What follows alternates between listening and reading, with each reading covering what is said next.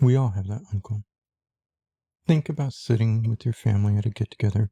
It's nice, it's intimate, people are bonding, and then that person says something that makes everyone just a little uncomfortable. That's the uncle I'm talking about, and chances are they're at the Christmas table because family is that one thing that follows us for life. In Jesus' day, the family wasn't just the people you saw at family get-togethers. It was how you got status. In the Bible, we have two genealogies of Jesus.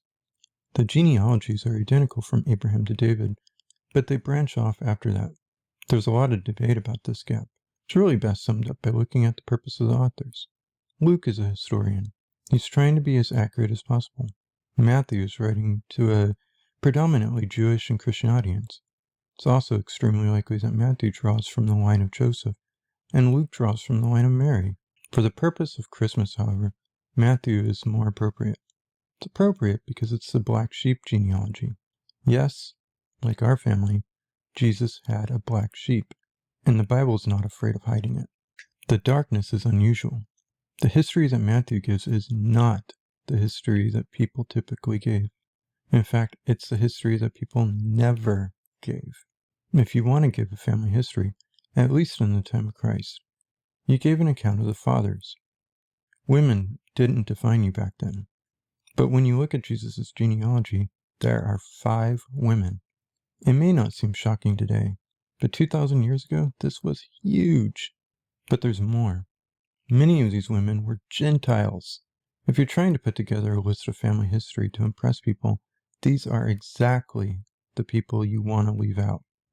In case you need a reminder, Tamar's claim to fame was tricking her father-in-law into having sex with her. And Rahab was perhaps one of the most famous prostitutes who ever lived. And if you need icing on the cake, she was a Canaanite, which was not a highly regarded tribe in Jewish history. There's one other very important distinction about these 5 women, however. Something that was just a little bit off. They all had what you might call an irregular union. These are basically 5 women who took control of a situation and made bold moves.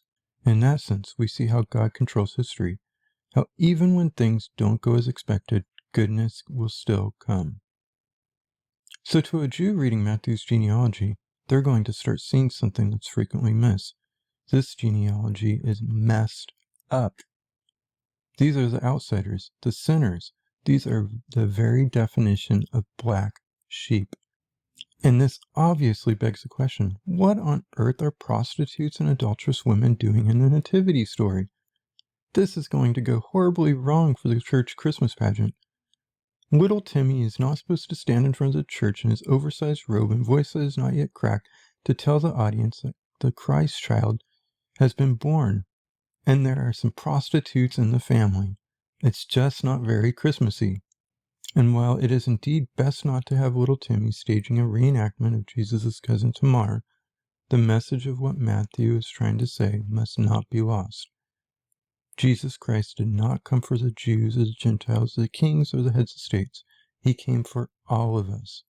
He came for the prostitutes, the teachers, the philosophers, the garbage men, all races and all creeds. We are all equal.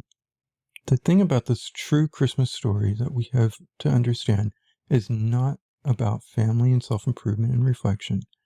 Yes, we come together as a family to do things, but that's not the true Christmas.